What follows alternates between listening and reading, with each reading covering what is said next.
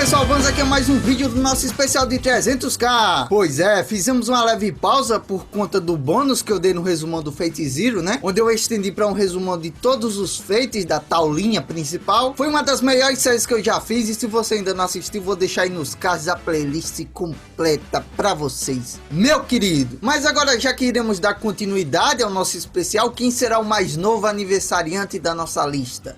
Há 10 anos atrás surgiu o grande causador da síndrome dos otakus pseudo-psicopatas, o famoso Mirai Nikki, meus amigos. Tenho muita satisfação de trazê-lo aqui no canal hoje, porque se não fosse por ele, era capaz de eu nem estar falando aqui com vocês hoje sobre anime na tela do seu aparelho. Pois caso vocês não saibam, Mirai Nikki foi o meu primeiro anime. Claro que eu já assistia Naruto e também já tinha assistido tantos outros animes na TV aberta, mas Mirai Nikki foi a obra que me apresentou a esse universo gigantesco dos animes legendados. E chega de enrolação, porque agora eu vos apresento a louca novela de Mirai Nikki.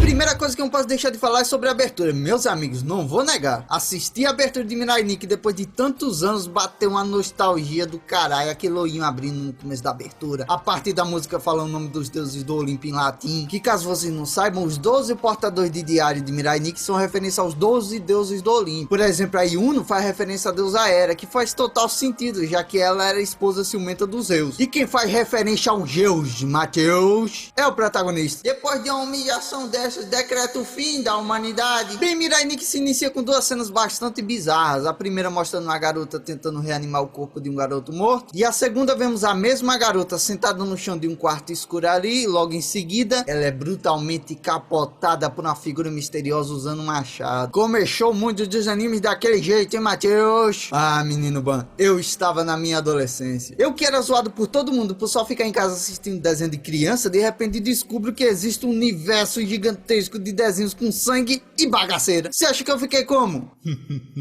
Finalmente a comprovação que sou muito mais maduro que aqueles seres patéticos com vida social. Olha só toda essa violência 2D na tela do meu computador. Enfim, a vida adulta. Enfim. Deus, a comida vai esfriar. Já vou, mãe, tô indo, já. Após esse início pra lá de bizarro, o anime finalmente começa e conhecemos o nosso protagonista, Amano Yukiteru, popularmente conhecido como Yuki, ou para os mais íntimos, Amano-kun. Yukiteru era o típico personagem adolescente isolado que se distancia de todos à sua volta e dedica a maior parte do seu tempo ao seu hobby pessoal. Ele anota tudo que acontece à sua volta num bloco de notas do seu celular. Ele praticamente usa o celular como se fosse um diário, tá ligado? E pra fechar o combo completo de protagonista antissocial padrão com chave de ouro, os únicos amigos que o Yukiteru tem são dois amigos imaginários: o deus do espaço-tempo, Deus Ex Machina, e a sua serva Murumuru. Mas até aí nada demais, né? Ter amigos imaginários na adolescência é algo até normal. Eu mesmo já tive um, mas é aí que está a questão. Acontece que aqueles dois nunca foram apenas fruto da imaginação da cabeça do Yukiteru. Na verdade, o Deus Ex Machina não só é real, como ele também é a entidade que rege o tempo e o espaço. Mas mesmo sendo um ser tão poderoso, o Deus está chegando ao fim da sua vida, precisando então de um sucessor. E por que não escolher um sucessor através de um jogo de sobrevivência com as 12 pessoas mais aleatórias de uma cidade japonesa? Quem você vai querer participando do jogo, Deus? Um antissocial, uma stalker, um serial killer, um delegado, uma intima, uma sacerdotisa, um casal fofo, Dona Ben, uma terrorista, um tarado por cães, um político e um Power Ranger.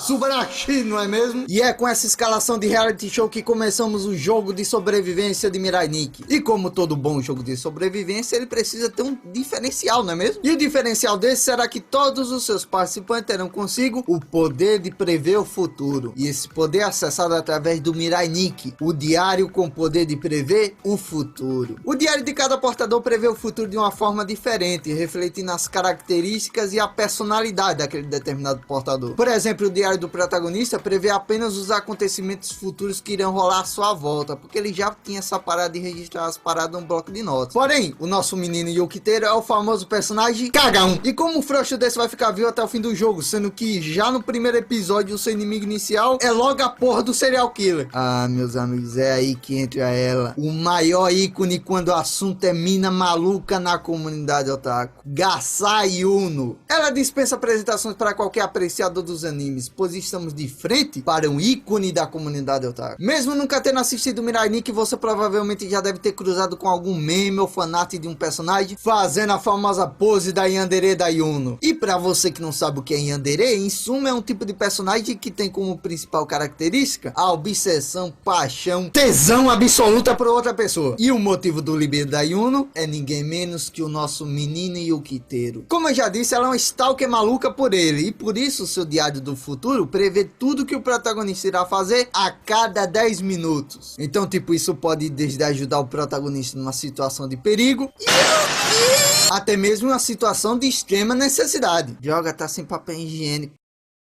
Deixa eu cagar! Mas o que levaria uma garota a ficar obcecada por um cagão? Bem, a nossa querida yandere aí não teve lá o melhor dos convívios dentro de casa. O pai mal aparecia em casa e a mãe era uma maluca que descontava toda a sua frustração na Yuno, chegando até mesmo a prender a filha dentro de uma gaiola por dias. E esse inferno durou até o dia que a Yuno conseguiu dopar os dois, e em seguida ela prendeu os dois dentro da mesma gaiola que prendeu ela e deixou eles lá pra morrerem de fome. Pois é, otários. Parece que o jogo virou, não é mesmo? E foi durante esse período extremamente conturbada da vida dela que a Yuno conheceu o nosso protagonista. Nesse dia os dois haviam ficado por último na sala de aula durante uma atividade. Nessa atividade se perguntava o que eles esperavam do seu futuro, e foi aí que a Yuno foi até a cadeira do protagonista e perguntou por que ele ainda não tinha escrito nada na sua resposta. É que meus pais se separaram semana passada e eu queria ver as estrelas com eles, mas acho que não vai dar, né? Eu te entendo. Seus pais se separaram também? Não. Também juntinhos. Nisso a Yuno escreve na folha do protagonista que eles irão se casar no futuro, e dessa forma os dois poderão ver as estrelas juntos. E foi dessa forma que a nossa yandere aí passou a ficar apaixonada e obcecada pelo nosso menino Yukiteru, fazendo com que, mesmo lascada psicologicamente, o protagonista acabasse se tornando uma razão para ela continuar viva. Como eu disse mais cedo, o primeiro inimigo que a nossa dupla de protagonistas enfrenta no jogo de sobrevivência é o Serial Killer. E quem são os próximos, Matheus? Uma terrorista, uma sacerdotisa, um Power Ranger, um mentime e um tarado por cães. Porra! Você percebeu que o nível dos inimigos só vai aumentando, né? A verdade é que a maioria dos vilões de Mirai Nikki são full meme. Até o protagonista é um cocô, mano. A grande verdade sobre esse anime é que a Yuno carrega o Yuki... Não é só o Yuki. Ela carrega o anime inteiro nas costas. Durante o confronto contra a Nona, que é o número de identificação da terrorista Uri Minene, cada portador tem um número próprio. Durante esse segundo embate aí que rola na escola do protagonista, a terrorista enche os corredores da escola com sensores de toque para que, se caso algum aluno ou professor tente sair das salas, acabará ativando as bombas que irão estourar a escola inteira. Só que quando a Yuno vê que o pessoal da escola, com medo de morrer pra terrorista lá, entregou o protagonista pra ela no maior foda-se, mal sabiam eles que haviam cavado a própria cova.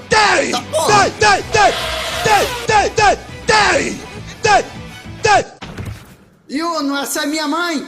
Como eu disse, os inimigos de Mirai Nikki são full meme. Eles só servem mesmo de farm pra Yuno capotar do jeito mais cru possível, pra tu pensar: essa mina, ela é louca, ela faz coisas absurdas. Nada a ver. Depois desses aí, ainda tem a porra do 10º, que pra mim é de longe o personagem mais viajado do anime todo. O cara é um completo maluco obcecado por cães, e quando eu falo obcecado, é nível da banquete luxuoso para os cachorros comerem na mesa e ele comer ração no lugar deles. Olha o nível dos caras que o Deus escolheu como candidatos a assumir o trono de Deus do espaço-tempo. Se essa porra virar Deus, o mundo inteiro vai virar furros. Esse arco só é bom porque ele apresenta um personagem muito importante na trama, Axie Aro. Eu sei, apresenta também a mina doente desnecessária, a amiga lésbica, o figurante que consegue ser mais chato que o próprio protagonista. Na moral, velho, nasce de novo. Mas ao contrário deles, que não fazem diferença alguma pra história, o Axie surge não só como rival amoroso da Yuno, sim, o nosso menino Axie gosta de rapazes, como também surge para investigar a vida da nossa menina yandere. Afinal de contas, não sei se vocês já pararam para analisar a situação, mas deixar os pais morrerem dentro de uma jaula é no mínimo crime. E após procurar um pouquinho, o Axie enfim encontra o maior mistério do anime inteiro. Entre os corpos dos pais da Yuno havia um terceiro cadáver, e aparentemente esse era um segredo da Yuno que ela não queria que ninguém descobrisse. E na moral, ela fica muito querendo o pescoço do Axie depois de ter descoberto descobertos aí. A pressão do Axis e da polícia atrás da Yuno é tão grande que ela passa a ficar cada vez mais sem controle e mostra pra gente a verdadeira faceta de uma garota yandere. Ela simplesmente sequestra o Yukiteru e o mantém dopado e amarrado dentro de um prédio abandonado no meio de uma cidade fantasma. Felizmente o Axis e seus amigos conseguem resgatar o Yukiteru e aí tu já pensa, caralho, o protagonista agora vai acordar pra vida, ele vai ver que essa mina é coisa boa. Ele dá um tapa nela, aê! Manda ela ir pro inferno, oh! E no próximo episódio, isso Yuno, isso, me proteja.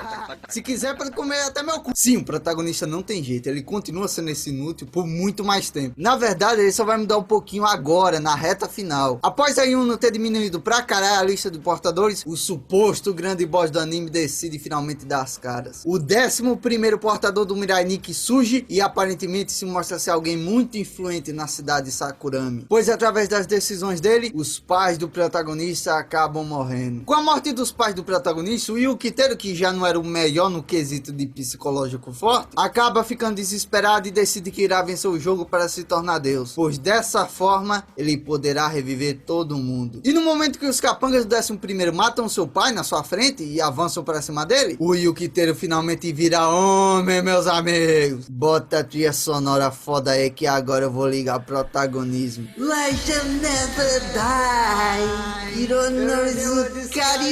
Nessa reta final, o Yukiteru vira um personagem muito mais ofensivo do que defensivo, que era no resto do anime, né? Mas isso nem sempre quer dizer que o personagem ficou melhor, né? Pois através da Yuno, que fica mimando ele, dizendo que eles podem matar qualquer um agora, pois depois é só reviver todo mundo como Deus, os dois viram praticamente duas máquinas de fazer cagada. No momento que ele faz aliança com a oitava lá, que era uma mulher super gentil que cuidava de um orfanato há anos, eu pensei tipo, pô, bacana, o protagonista tá ajudando eles. E aí do nada... Ô Yuno, tem um ali, ó. Seu desgraçado. Yuno, cala a boca dele lá, na moral.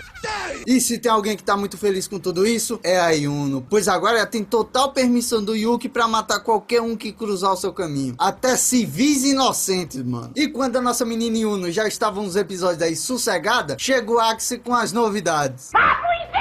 O Axie descobriu que a família Gasai era uma família de banqueiros muito rica. E por eles não poderem ter filhos, o casal optou por adotar uma garota, sendo ela a Yuno. Que bela revelação, hein? Quer que eu bate a palma pra você? Calma, menino Ban. É agora que vem a bomba. O Axie revela que foi até o antigo orfanato, onde os antigos pais da Yuno deixaram ela, e encontrou lá o único presente que a sua mãe biológica deixou pra ela. O cordão umbilical da Yuno. Quem diabos guarda isso, velho? E através de um teste de DNA foi descoberto que o DNA do terceiro cadáver do cordão umbilical dela são idênticos, meus amigos. Em outras palavras, o terceiro corpo pertence a Gasai Yuno. O Axie então diz para o protagonista se afastar daquela Yuno ao lado dele, pois ela é uma impostora que matou a família Gasai inteira. Nisso a Yuno fica desesperada como nunca ficou no anime, tipo, pedindo pro protagonista acreditar, não acreditar, e o inesperado ou esperado acontece. O protagonista opta por acreditar na Yuno. Yukiteru, essa garota só pensa em sangue e desgraça. Axie, respeita ela, velho. O que você acha que passa pela cabeça da Yuno quando você fala uma coisa dessa? Dá vontade de matar!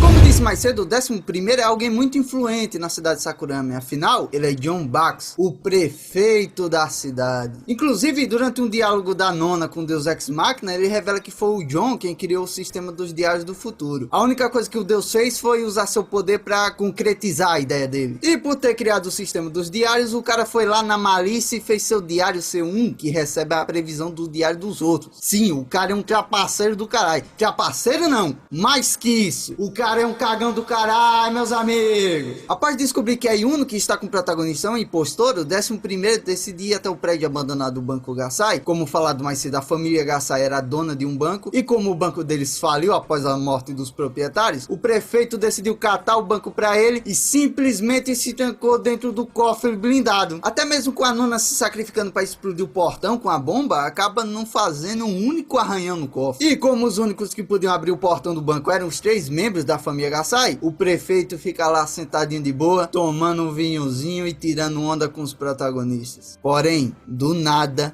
agora é só esperar os policiais matarem aqueles dois e eu sei, Deus. Que vontade de soltar um peidinho. Deixa eu me preparar aqui. Ui.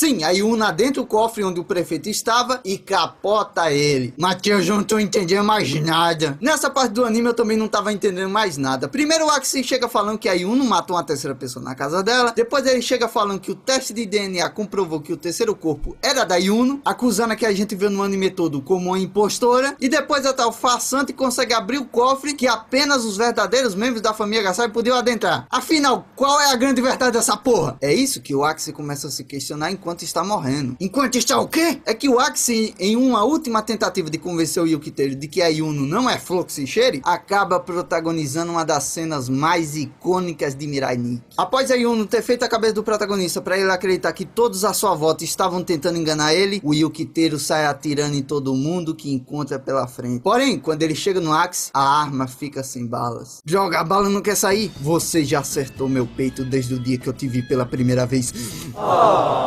Após beijar o Yukiteru na frente da Yuno, os dois começam a famosa luta pelo cangote do protagonista. Porém, o Axie é quem sai ferido nessa luta, mesmo depois de ter quebrado o diário da Yuno. E daí que o diário dela foi quebrado, Matheus? Ah, menino Ban, é que eu esqueci de falar mais cedo. Mas se o diário de um portador for danificado, o mesmo capota na mesma hora. Então, se algum deles tivesse um Nokia 3310 como diário do futuro, iria acabar vencendo esse jogo fácil. Meme de 2012, Matheus? Sério? Ah, que tem, pô? Deixa eu. Meme de 2012? Cringe.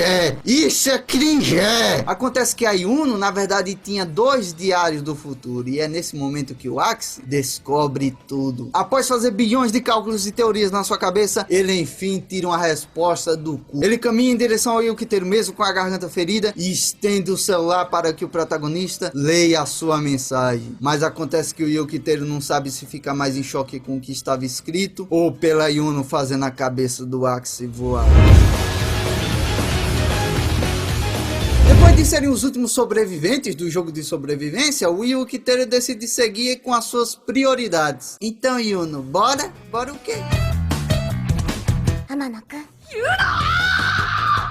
Sim, meus amigos, os nossos 2 protagonistas finalmente jogam todo o seu estresse pra fora, tendo a sua primeira noite de amor. E depois a Yuno puxa um machado pra matar ele.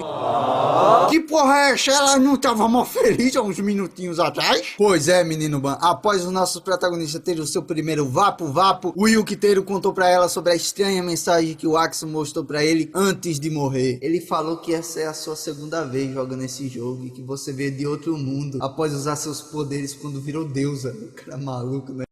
Apesar de maluca, a mensagem do Axie estava certa. Realmente, o mundo que vemos durante o anime é o segundo mundo. O primeiro tinha algumas leves diferenças pelas memórias que são mostradas. O Yukiteru lá desse primeiro mundo era bem mais corajoso que o cagão que conhecemos ao longo do anime. No primeiro mundo, o Yukiteru e a Yuno acabaram sobrevivendo até o fim, como nesse também. E eles optaram por tirarem a própria vida juntos para que nenhum dos dois virasse Deus. Bem, pelo menos essa era a intenção, né?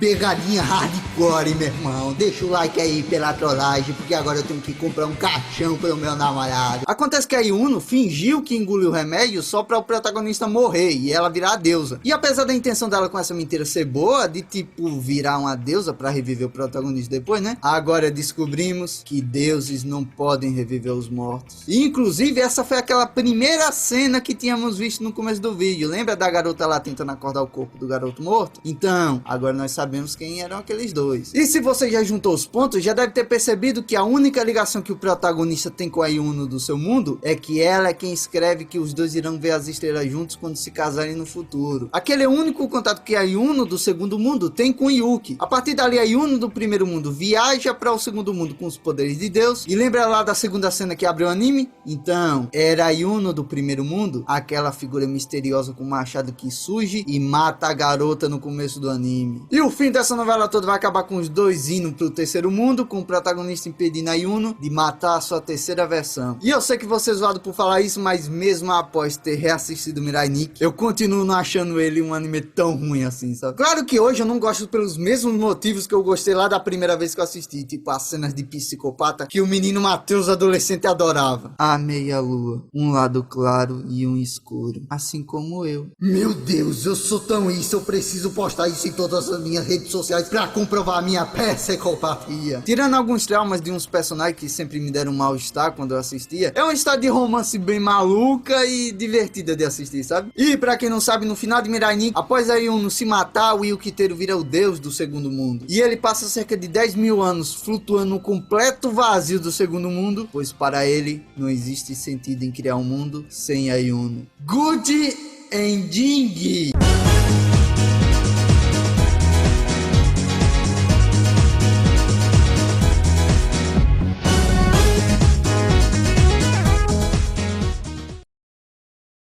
Bem, pelo menos isso era o que o bestão aqui que fechava o episódio assim que o encerramento começava, acreditava até hoje. Após reassistir Mirai Nikki para fazer esse especial para vocês, eu descobri que após os créditos finais do anime, é mostrado o verdadeiro final de Mirai Nikki. Sim, estou falando que há quase 10 anos eu acreditava em um final que não era o verdadeiro. Depois que os créditos do último episódio acabam, a Murumuru conta o verdadeiro final. Em suma, o Yukiteru fica ali por 10 mil anos flutuando no vazio, até que do nada um dia, a Yuno do terceiro mundo quebra as paredes entre os dois universos para se encontrar com ele. Ao que parece, a Yuno do terceiro mundo herdou as memórias da Yuno do primeiro mundo, que era a psicopata que ainda conheceu no anime, e nisso ela se recorda da vida que a sua outra versão viveu com o protagonista e parte para reencontrá-lo. Além disso, o Deus Ex Machina do terceiro mundo escolhe ela como a sua sucessora. E não vou mentir aqui, disso eu já sabia porque eu já tinha assistido aquele OVA lá, o Mirai Nikki Red Eye. Mas o que eu não sabia era que após os créditos finais do último episódio, o anime revelava que o Yuki e a Yuno acabaram se tornando os deuses que regem todos os outros universos em conjunto, vivendo assim pela eternidade, cumprindo a promessa de sempre verem as estrelas. Very, very good